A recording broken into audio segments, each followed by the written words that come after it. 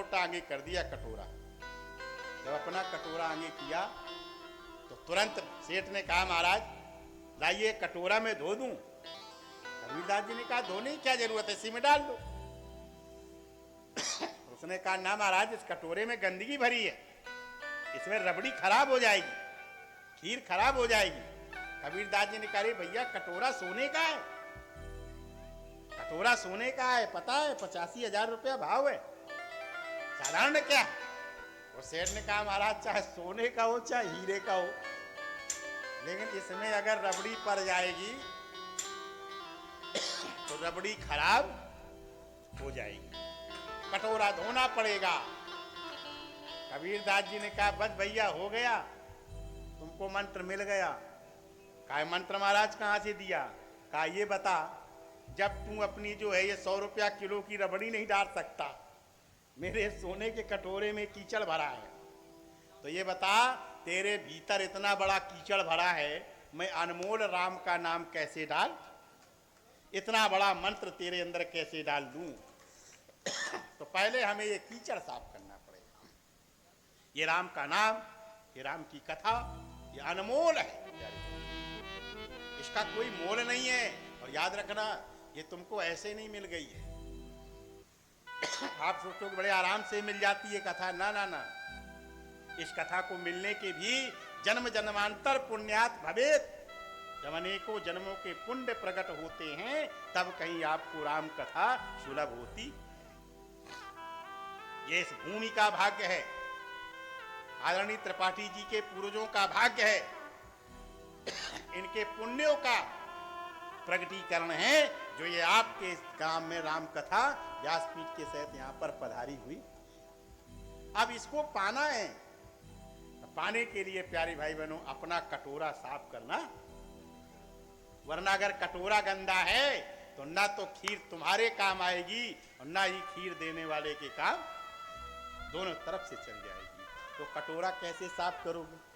किसी ने कितना प्यारा गीत गाया था, यार तुमने आंगन नहीं बुहारा, सबने आंगन नहीं बुहारा, कैसे आएंगे भगवान, कैसे आएंगे भगवान।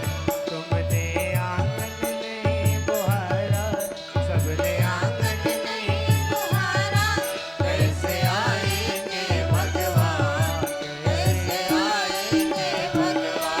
कैसे आएंगे भगवान। ओ कैसे आएंगे भगवान, कैसे आएंगे भगवान, आएंगे भगवान, कैसे आएंगे भगवान।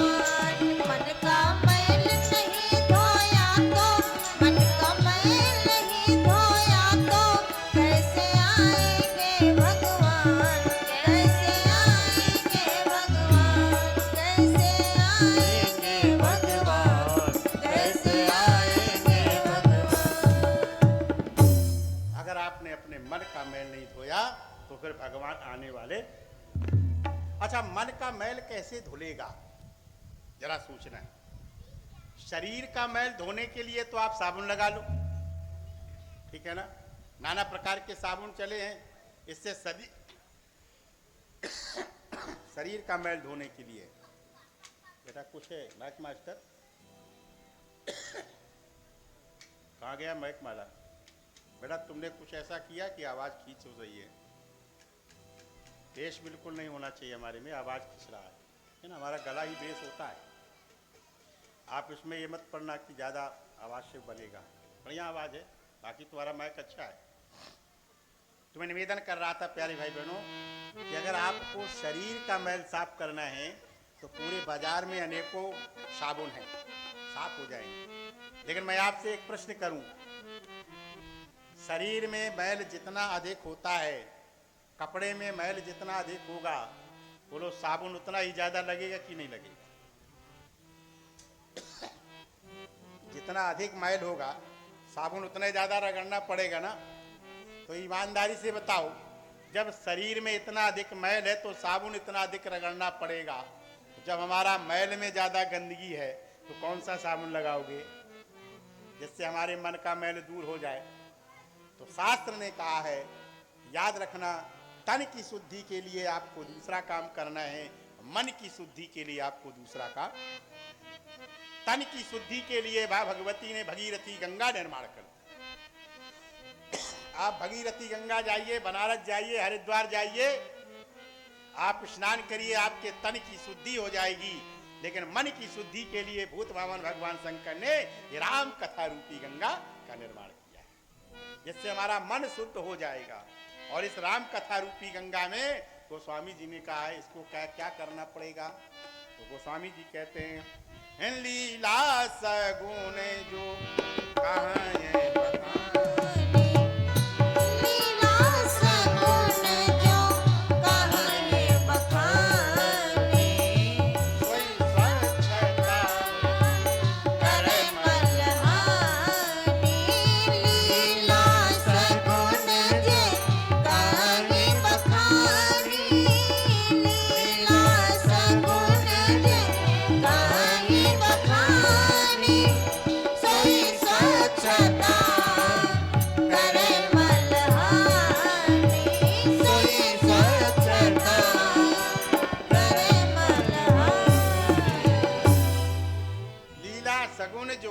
बखानी सोई स्वच्छता करे मल। तो ये मन के जो मल की मलिनता को दूर करने के लिए ये सगुण साकार ब्रह्म पुरुष श्री राम की लीला है। तो आइए उस लीला पर प्रवेश करें। आज की कथा प्रारंभ की भूमिका के अंतर्गत आपको ऐसी जगह ले चलते हैं जिस जगह को चलने के बाद आपका मन लगने लगे। अब तो साबुन लग रहा है। अच्छा बताइए, जब शुरुआत में साबुन लगता है जितना ज्यादा मैल होता है उतना आखिर करवाती है, उतना ज्यादा काटने को दौड़ता है। तो इसलिए इस कथा के रूप में प्रवेश करने के लिए याद रखना, अगर आपको सिद्धि चाहिए तो आपको एक काम करना पड़ेगा, सिद्धि मिल जाएगी। आपको सिद्धियां मिल जाएंगी, पूरी मानस पढ़ने की जरूरत नहीं है। आपको केवल एक ऐसा उपाय बता रहे हैं कि आप अगर वो काम कर लोगे तो आपके हाथों में सारी सिद्धियां हो जाएंगी। जैसे आप देखते ना, अब धीरेन्द्र शास्त्री बागेश्वर धाम जी ने मंत्र सिद्ध कर लिया, सिद्धि हो गई। बड़े बड़े जो संत महात्मा होते हैं एक मंत्र के बल पर सारी सिद्धियां प्राप्त कर लेते हैं। आपको एक ऐसा उपाय बता देता हूं कि आप भी वो काम करोगे तो आप स्वयं सिद्ध हो जाओगे। क्यों भैया, चलेगा? ठीक है ना। प्यारी बहनें कहती हैं जल्दी बता दो महाराज कि हमें सिद्धि प्राप्त हो जाए तो कोनो घर का काम न करे। हाँ, सारे काम सिद्ध, चुटकी बजाओ हो गया। देखिए वो सिद्धि का मूल मंत्र गोस्वामी तुलसीदास कहते हैं, भगवान शंकर कहते हैं देवी पार्वती जो व्यक्ति एक काम करेगा वो व्यक्ति सिद्ध हो जाएगा। वो कौन सा काम है?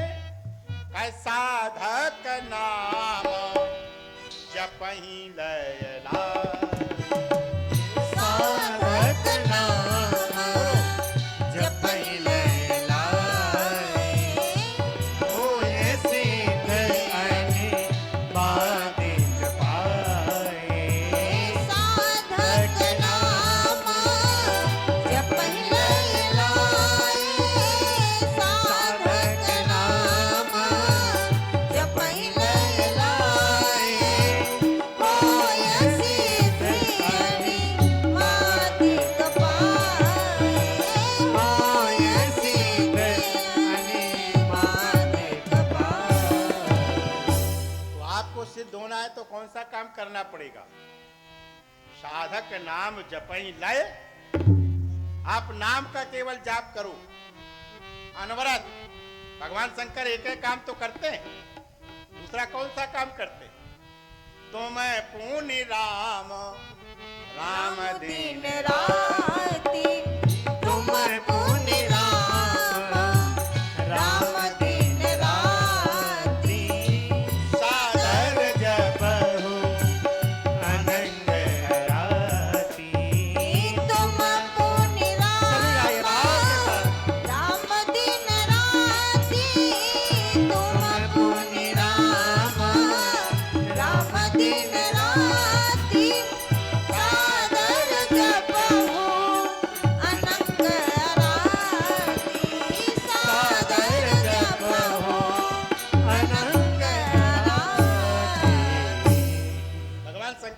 नाम का जाप करते हैं और जिनके नाम के बल पर काशी मरत जंतु अब जासु नाम बल करो। ये राम के नाम का फल है। अगर सिद्ध होना है तो राम का नाम लो, ठीक है ना। एक कहा महाराज हमें सिद्धि के साथ में प्रसिद्ध भी होना है, क्योंकि अनेकों सिद्ध हैं जो गुफाओं में पड़े हैं, कोई नहीं जानता। सिद्ध है कोई नहीं जानता, लेकिन महाराज संसार में आए हैं, हमें प्रसिद्ध भी होना चाहिए ना। बिना प्रसिद्धि के क्या सिद्धि। तो अगर प्रसिद्ध होना है तो फिर एक काम दूसरा कर लो। अगर आपको प्रसिद्ध होना है तो फिर आपको एक काम करना पड़ेगा। क्या राम का नाम आपको सिद्धि प्रदान करेगा और राम का काम आपको प्रसिद्धि प्रदान। राम का काम करोगे तो आपका प्रसिद्धि हो जाएगा। किसने किया? कायनाथ काज की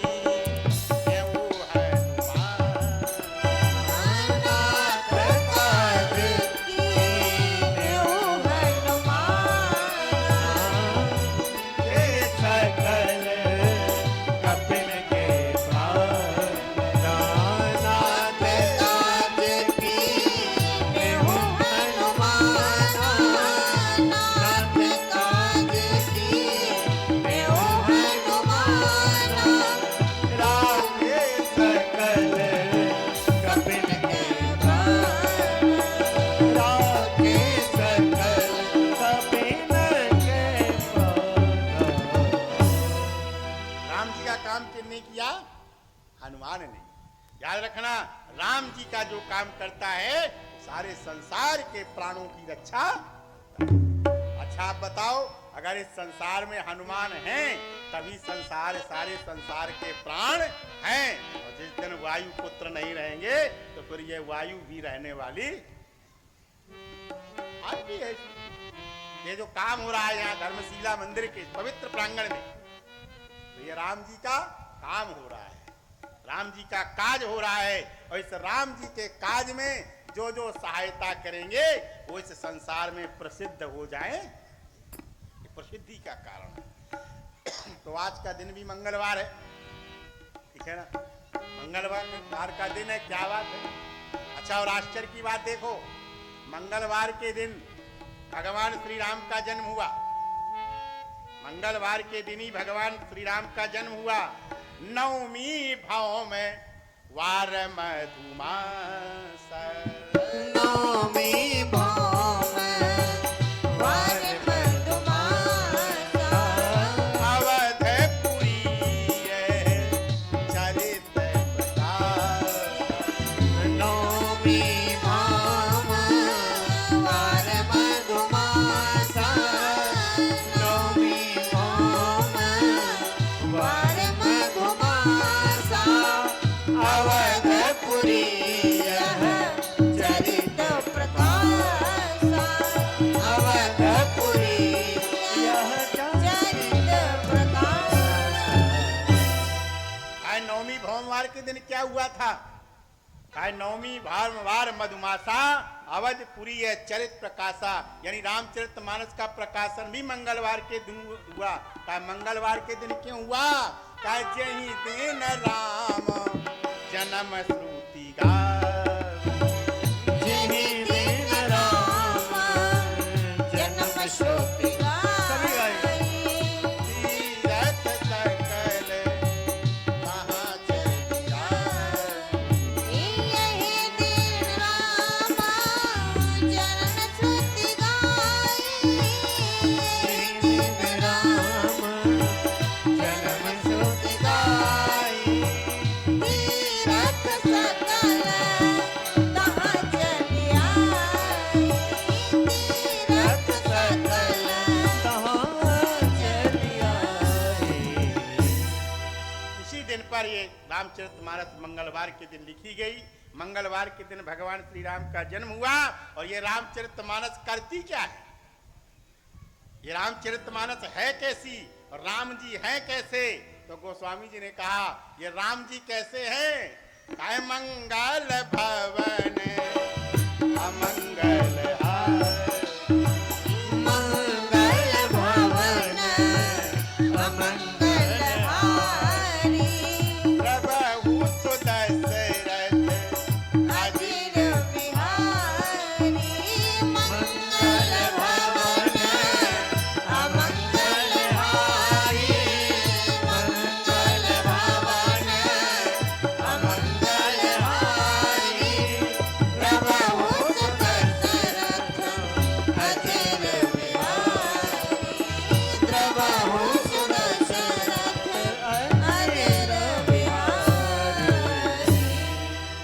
भाई बहनों, आज मंगलवार है।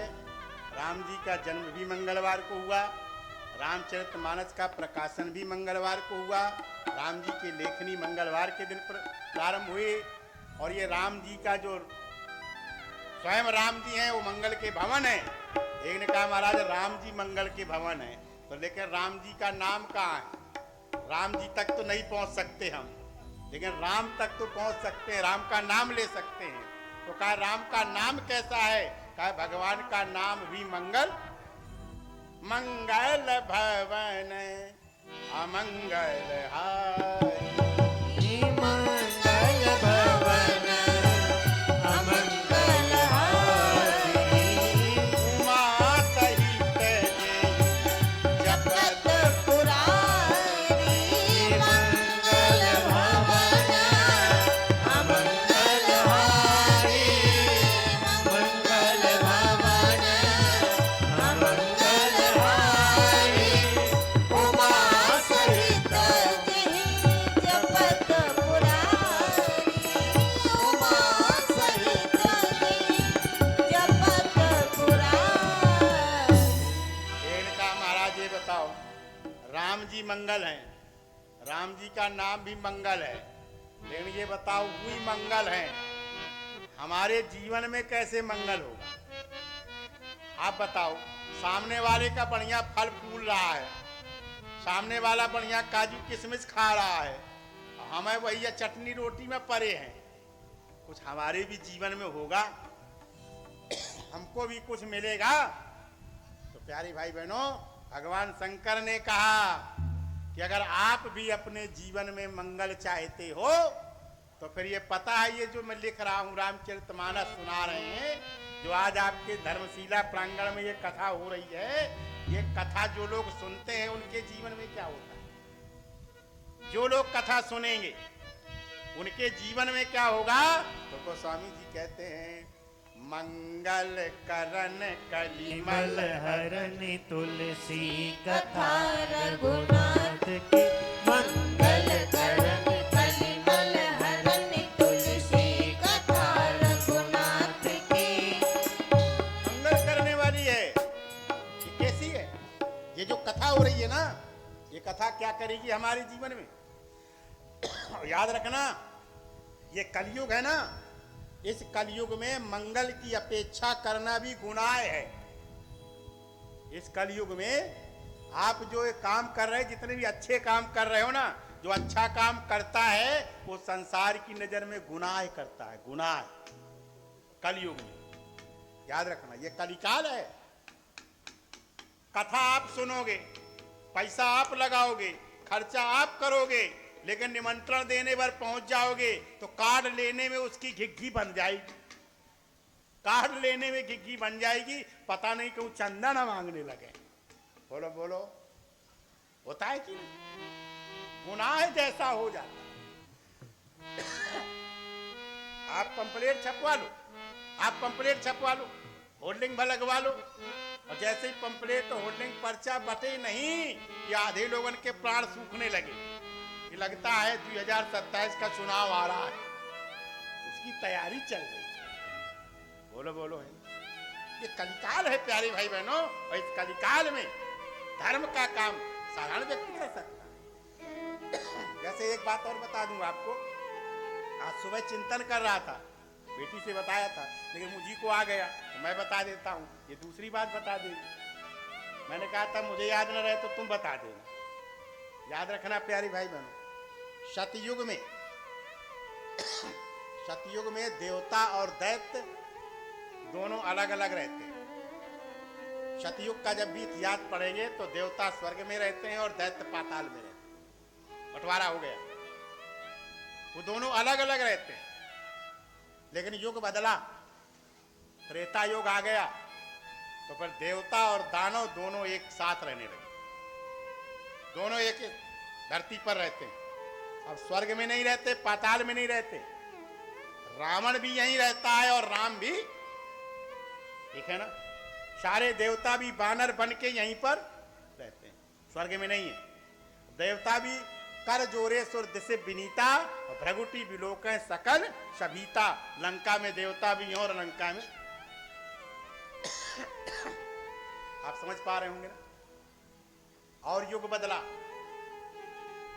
द्वापर आ गया। द्वापर में अब देवता और दानव एक परिवार में रहने लगे। जरा युग परिवर्तन है त्रिपाठी, युग परिवर्तन देखो। सतयुग में अलग अलग रहते थे, देवता अलग और दानव अलग। द्वापर में आया तो इसी धरती पर रहने लगे दोनों पृथ्वी लोक पर आ गए। और जैसे ही युग बदला तो द्वापर में धरती को छोड़ दे, वो घर में आ गए, परिवार में। एक है घर में देवता और एक है घर में दानव। देख लो, एक है घर में कंस है, एक है घर में कृष्ण है। बोलो है ना, कृष्ण भी वही है और कंस भी उसी खानदान में। यहां तक कौरव भी उसी घर में है और पांडव भी उसी घर में। यानी कृष्ण भी वही है और शिशुपाल भी। बोलो, सब पारिवारिक संबंध है कि नहीं है? सब रिश्तेदारी परिवार में बने हैं कि नहीं बने? याद रखना, द्वापर में तो रिश्तेदार परिवारों में देवता और दानव थे। अब ये कलयुग आ गया तो कलयुग में और सिमट गए। द्वापर में परिवार में देवता और दानव हो गए, अब कलयुग में अब ये शरीर में ही देवता और दानव रहते। इसी शरीर में देवता है और इसी शरीर में दानव है। अब ये आप पर निर्भर करता है कि आप देवता को जगाना चाहते हो या आप अपने भीतर दानवता को जगाना चाहते हो। ये आप पर डिपेंड करता है। जरा विचार कर लो। एक भाई कहता है, प्रभु जैसा भी हूं मैं अच्छा हूं, सामने वाला भी अच्छा हो जाए। ये आज के परिवारों की दशा है। एक भाई कहता है, प्रभु मैं जैसा हूं बहुत अच्छा हूं, सामने वाला भी अच्छा हो जाए, लेकिन वही घर में दूसरा भाई